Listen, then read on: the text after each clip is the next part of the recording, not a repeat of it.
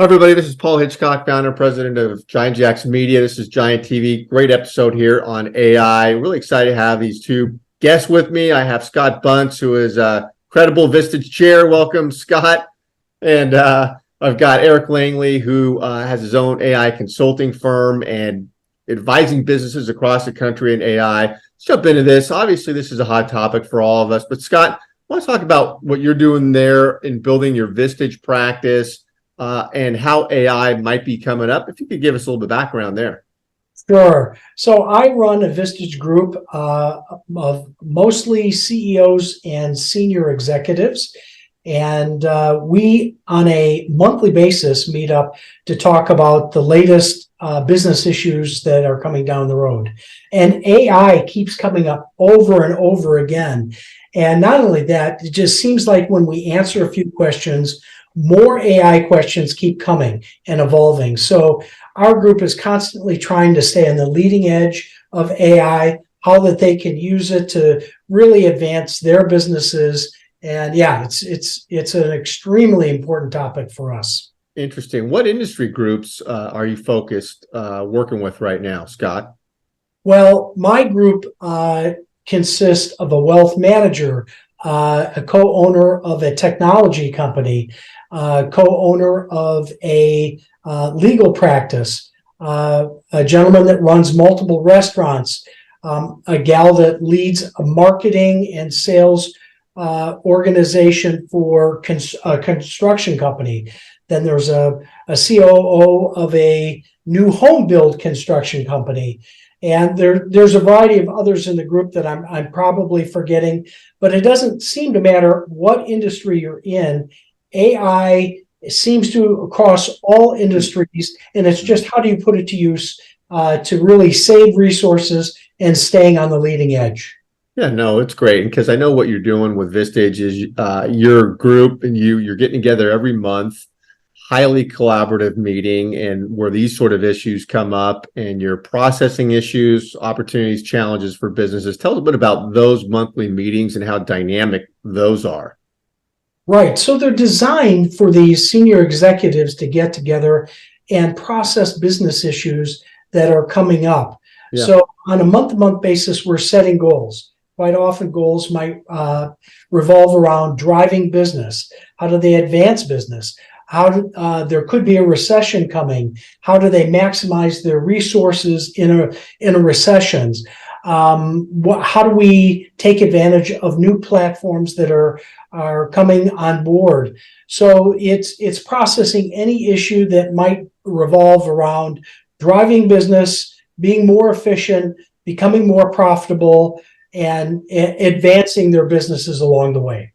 Love it. And you've got some openings too, correct? Oh, I do. I do. Yeah. Some of the people that we're looking for might be around finance, might be around HR, but there are openings as long as the businesses don't overlap with the current members, because there's an exclusive relationship between the members and other members that are inside of the group. We're open for various different businesses along the way. Yeah, love it. And that gets over to you, Eric, and tell us what we need to know about AI, please. Yeah, right. So like Scott mentioned, I mean, you start asking questions and that just prompts 3 more questions. And the metaphor that came to my mind was, you're peeling back this onion, right? And there's just a lot there. And I'll tell you, I'm in the business, right? And I can feel overwhelmed sometimes. And I'm working on it every day. So I can just imagine what a CEO that has 8 million other things to deal with other than just AI feels like. So that I can completely relate to that. But it doesn't have to be that way. We can go from this, bit of chaos that we have right now. And I think the key to that is creating a strategy, having a strategic mindset and saying, okay, we're going to figure this out and we're going to do it in a comprehensive way. We're not just going to throw some spaghetti on the wall, right, and see what sticks. We're gonna go through it in a thoughtful way, and AI can even help do that because you can get data analytics about which could be a good way to go and a plan. I have a document that is fairly long, an ebook really, on creating an AI strategy, but it takes a commitment. So I think just deciding becomes an issue, right? Yeah, and so Eric, and when you're going into companies, every industry you're working with, where do you start with people? Because you made an interesting comment before, where it's like you almost, in at a certain level, don't talk about AI. You talk about other things with the business that AI becomes part of that. Maybe you can mention that a Yeah. bit. Yeah, because I mean, if you're talking about strategic use of AI, you're certainly talking about your existing strategic plan. And, what are your objectives, which are typically numerical things. We want to reach X number of customers or grow the business X number of dollars. And then there's a strategy to get there. There's some ideas to initiatives to move along. Well, how is AI going to integrate to specifically help you reach those objectives?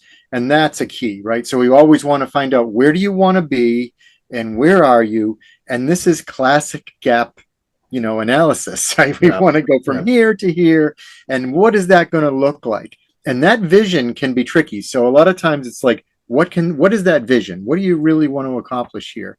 And Scott, I'm sure you deal with the visioning process all the time, right? Absolutely. We just had a speaker in one of our last meetings that was all about vision statements and how do we set ourselves aside from or apart from the competitive set. So, Eric, I've got a question for you. Yeah. If I'm running a business, how would I use AI to differentiate myself from a competitive set and set myself up for an advantage? Yeah, and that is really, I think you just took that hammer and just nailed it, right? And the competitive advantage is really the ultimate goal, I think. Strategic objectives are great, but if you have a competitive advantage, you're going to get all the benefits of that. And I think that comes down to AI in three places in the business.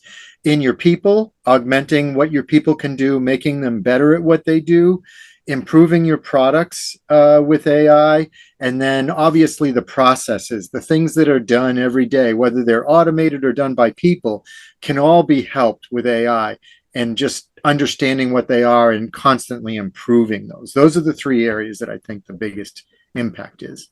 I think some of the people that I'm running up against in my group, they're just dipping their toe into AI, and they might have a fear of how do they start, where do they begin, what is it that they want to achieve with it? How do you advise them? Yeah, I mean, when I'm going in, we, like I said, we do that gap. So where you are, where you want to be. But then in the beginning, there's always these little low-hanging fruits that are there, and it's something that you can do that's pretty easy. It's got a good impact, and it's easy to do. And so you kind of do those first, get your feet wet, but keeping that bigger picture in mind. So whatever we're using here, we want to still be able to use that when we build out maybe a more complex AI system that has an even bigger impact, potentially exponential impact. That would be ideal. So yeah, we do that low-hanging fruit in the beginning, if you will. Good. I've had some people say that they're worried about Google and Google rankings if they're using too much AI. What are your thoughts around that? Yeah, there's definitely some risk there, and risk management and risk,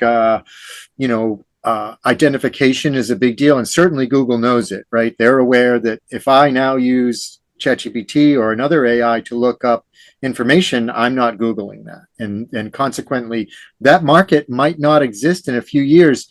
And the people that are benefiting, or the businesses that are benefiting from that, might have to look at how they're going to reach their clients differently in the future. There's a significant risk there for e-commerce companies, all kinds of companies that depend on Google advertising for their business. Yeah, but is it the same? Because if you do a Google search for something versus a Chat GPT search for something, they're not the same output. Isn't that right? Yeah, they aren't the same output, but I'll give you an example. I wanted to look up a certain type of wine the other day, and I wanted to learn about that wine. Now, normally what I would have done is gone into Google and say, tell me about this type of wine, or just give me some stuff about this wine.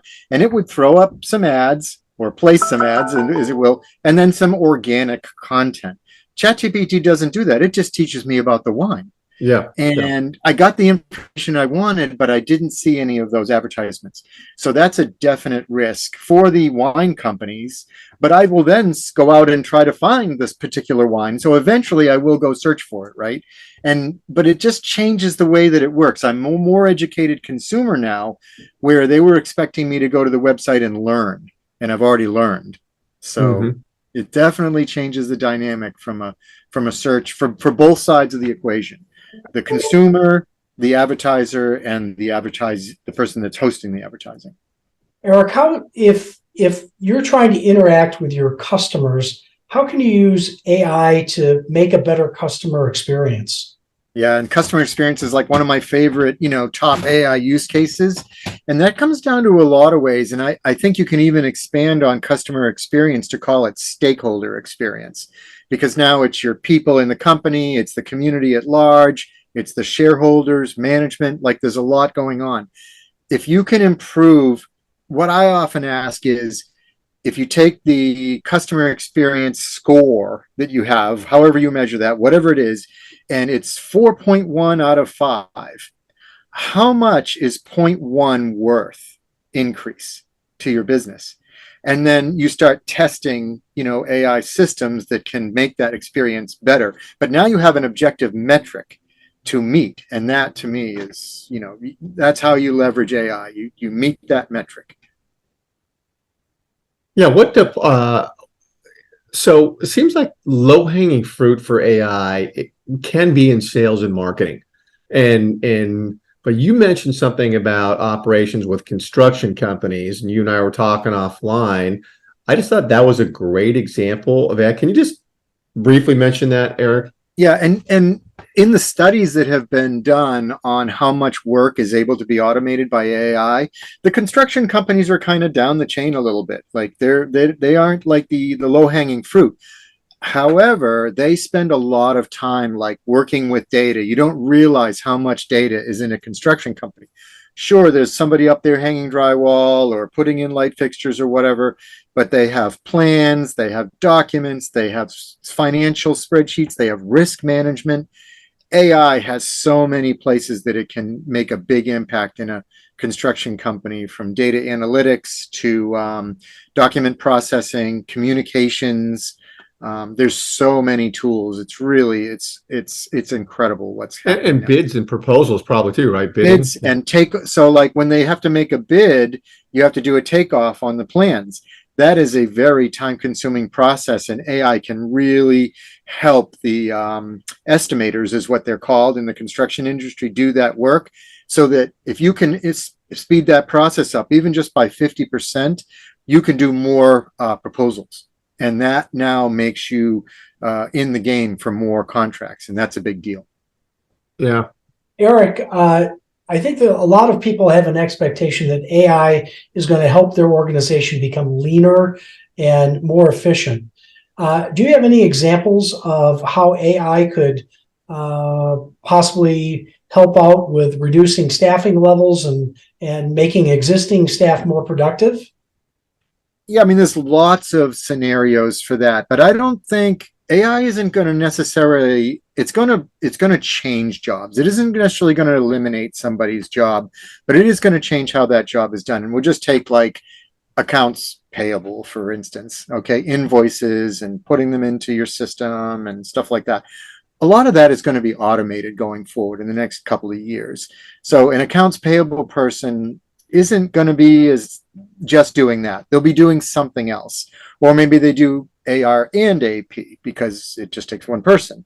That's just one example where I think AI is going to have a big impact in helping the financial, forecasting. Like for the CFOs, AI is going to be a boon, because you can drill down into that data in ways that you never had before and find insights. And literally, you're just going to be able to ask it, like, in natural language, right? Tell me what would happen if I changed how would my margins be affected if I increased my prices between 1% and 5% in 1% increments? And it would just spit it out. Like now that takes hours and hours and days to do. And AI will do that in 20 seconds. Yeah, great stuff. I mean, we could go deep on this forever. And Scott, those were great questions. I want to tell everybody watching, please get connected to these two gentlemen. Their contact information is around on this video, wherever you're watching it. And want to thank both of you for being on. Appreciate it. My pleasure. Yeah, it's fun. Thank you. Absolutely.